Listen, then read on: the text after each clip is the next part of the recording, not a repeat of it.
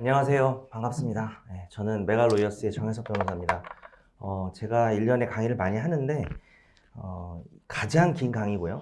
이 강의가 또 민법을 시작하시는 분들이 계시기 때문에 제일 무거운 마음으로 들어와서 이제 강의를 하곤 합니다.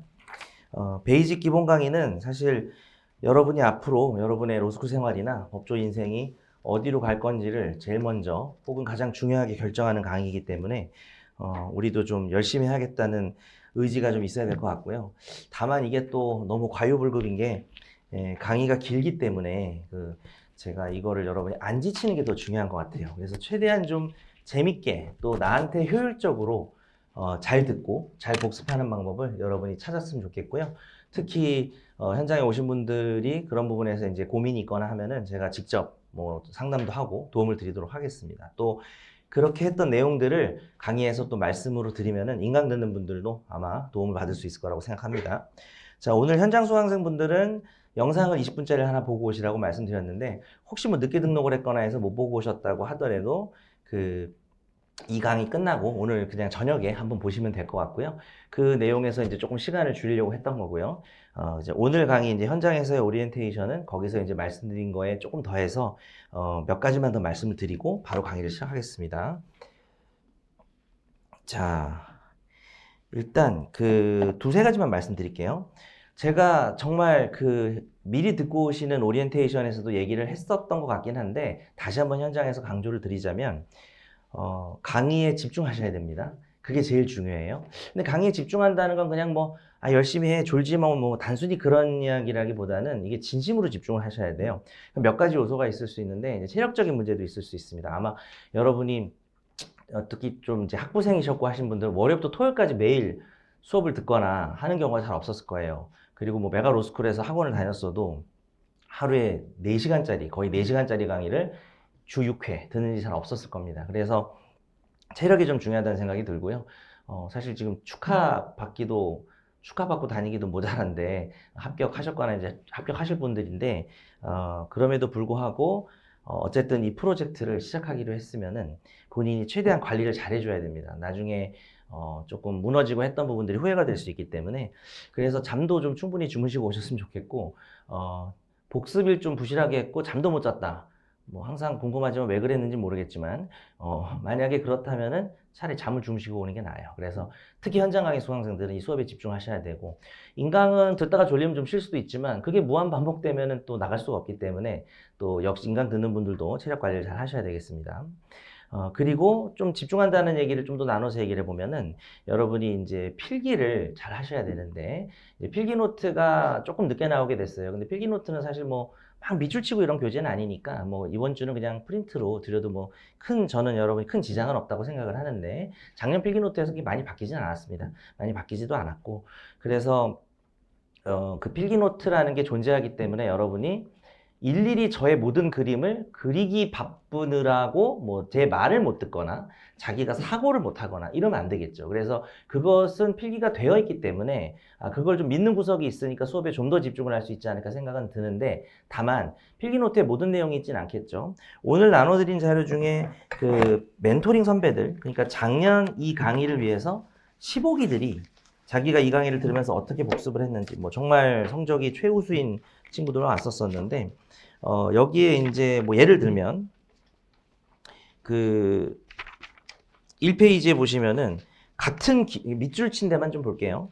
같은 기호랑 표현을 그대로 필기하라고 하죠. 그래서 그 밑에 제가 농담을 했던 것도 자기가 적었다. 이런 얘기가 많아요. 대부분의 수강생들이 그런 얘기가 좀 많고 그 다음에 사실관계를 칠판에 화살표 등으로 표시하는 것을 그대로 체화하는 게 좋다라는 얘기도 있습니다. 뒷페이지에 보시면은 그러니까 제가 했던 거를 최대한 똑같이 해주시되 필기보다는 내용을 이해하시는 데 더 집중을 해야 된다는 얘기가 나와 있어요. 그래서 이걸 적어 놓는 걸 잘 적어 놓자라기보다는 어차피 복습 영상도 있고 필기 노트도 있으니까 잘 생각하셔서 어차피 필기가 되어 있을 부분에 대해서는 그거를 막 예쁘게 그리고 하는 거라기보다는 오히려 약간은 제 강의 중에 약간 유실될 수 있는 이게 필기 노트에도 없을 것 같고 좀 지나가는 소리 같은데 이 판례를 나중에 공부할 때 이 멘트를 좀 알아두면은 대단히 도움이 될 것 같다 하는 내용들을 좀 적으시면 될 것 같아요. 비슷한 내용으로 이제 한 두세 장 넘겨보면은 6페이지에서 보면 또 이 친구가 복습법에 관한 내용이 나와 있는데 그 7페이지에 보시면은 아래쪽에 강사의 필기를 그대로 따라하는 것을 추천합니다.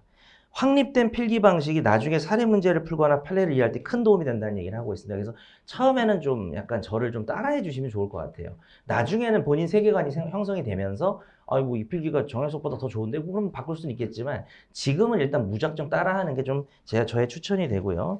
그 다음에 뒷페이지 보시면은 친구가 누가 그랬더라. 뭐 이렇게 농담까지도 다 적어놓는 게 대단히 도움이 된다라는 내용도 좀 나와 있습니다. 그래서 수업에 집중한 이제 예를 들면 13페이지 같은데 보면은 그냥 그 가운데 사진이 있고 그 위에 보면 그림에는 변호사님께서 수업 중 쉬운 이해를 위해 재미를 가미해 주신 말까지 말풍선으로 뭐 써놓는 걸 추천드린다. 뭐 제가 원래 이렇게 할 것을 뭐 필수라거나 이렇게 제가 생각하고 있었던 건 아닌데 그냥 듣고 보니까 저도 이 친구들이 어떻게 공부하는지 몰랐거든요. 이제 그냥 좀 와서 좀 좋은 얘기 좀 해줄래? 라고 해서 이제 정보를 보니까 괜찮은 방법이네. 이런 생각이 좀 들더라고요. 그래서 여기 보면은 이제 뭐 말풍선으로 이야기하는 것들도 이 친구한테는 좀 도움이 됐었던 것 같습니다. 그래서 요는 제가 수업 시간에 하는 것들을 좀 제가 그렇게 제 입으로 말하기 민망하지만 최대한 따라해 주시고 저랑 좀 똑같이 가는 느낌으로 초반에는 해주시는 게 제일 좋을 거라는 말씀을 좀 드립니다. 그것은 뭐 저의 어떤 특정한 표현일 수도 있고 그리고 제가 쉽게 설명하려고 쉽게 얘기할 때도 있지만 웬만하면 아주 정확한 용어를 쓰거든요. 그래서 처음부터 정확한 용어를 쓰는 습관을 좀 들여야 되고요. 여러분이 이제 쉬는 시간에 질문할 때도 용어를 좀 정확하게 안 쓰시면 제가 뭐 혼내는 건 아니지만 조금 듣기 별로시더라도 용어를 잡아드립니다. 왜냐하면은 평상시 저한테 질문하거나 자기들끼리 스터디할 때 했던 언어 습관이 그대로 답안지에 나오게 돼 있어요. 근데 그거는 상당히 인상이 안 좋아질 수 있는 이거 정말 일반인이라는 건 뭐 대단한 사람 같네 우리가 그건 아니어도 법을 전혀 전공하지 않은 비전공자들이나 하는 그런 표현을 쓰면 정말 싫어합니다 교수님들. 그래서 제가 이제 언어 습관에 있어서도 조금은 이 수업을 할 때만은 저의 어떤 이런 것들을 좀 따라한다고 좀 생각해 주시면 말하기 좀 민망하지만 뭐 그렇게 말씀드릴게요. 맞는 말이기 때문에. 물론 공부는 자기 세계관이 있습니다. 제가 여러분이 살아온 인생을 다 모르기 때문에 이런 스타일로 공부하고 저런 스타일로 공부하고 사람마다 다르기 때문에 커스터마이징을 하셔야 돼요. 근데 따라하고 그 다음에 커스터마이징을 어디까지는 최대한 따라해주고 웬만하면 저한테 좀 맡겨주시고 제 경험상 그렇더라고요. 본인만의 세계관을 가지는 게 중요하지 않습니다. 그래서 예를 들면 정말 중요한 얘기인데 제가 수업 시간에 어떤 부분을 정말 강조를 했는데 어떤 부분은 여기 이렇게 중요하지 않으니까 대충 이런 얘기거든요 하고 이제 넘어가면요 이제 약간 역전현상이 일어나는 게 너무 제가 자세히 설명한 걸 오히려 되게 집중해가지고 이해가 잘 돼요. 그래서 가서 보니까 알 것 같아. 나 천재 같아. 정변 얘기 들으니까 다 이해가 돼. 근데 대충 읽다 보니까 뭐야 무슨 내용인지 모르겠는데? 왜냐면 제가 대충 넘어갔으니까. 그래서 약간 복습을 반대로 하는 경우가 있더라고요. 제가 대충 넘어간 부분을 자기 이제 그게 궁금한 거고 어쨌든 책에 있으니까 다 알아야 되는 거 아니냐라는 생각에 거기를 막 집중해서 보다 보면은 오히려 시간 투자가 반대로 가는 경우가 있습니다. 정말 저랑 저의 강약 조절도 좀 똑같이 해주시면 좋을 것 같아요. 이제 앞에 사전 OT를 들으셨다면 강약 조절이라는 얘기가 나오잖아요. 그것도 좀 똑같이 해주시면 좋을 것 같아요. 자, 그래서 그 수업에 집중하자 저랑 똑같이 좀 해줬으면 좋겠다는 얘기를 첫 번째 얘기를 하나 했다면은 두 번째 얘기는 복습에 관한 얘기입니다. 복습에 관한 얘기를 둘로 나눠서 해드리고 이제 OT를 마칠게요. 첫 번째는 기본서 복습하는 것에 관한 이야기입니다. 방금 제가 말씀드린 거랑 또 연결이 되는데 수업에서 한 것과 동일하게 복습해 주셔야 돼요. 예컨대 제가 어떤 단어는 제가 목차를 다 얘기하진 않거든요. 근데 대상청원권이라는 단어를 가면 목차 4개를 암기하라 그래요. 그러면 복습할 때 옆에다가 이제 그에 대한 목차 암기 써놓는 거 수업 들을 때 가서 목차 암기를 진짜 해야 돼요.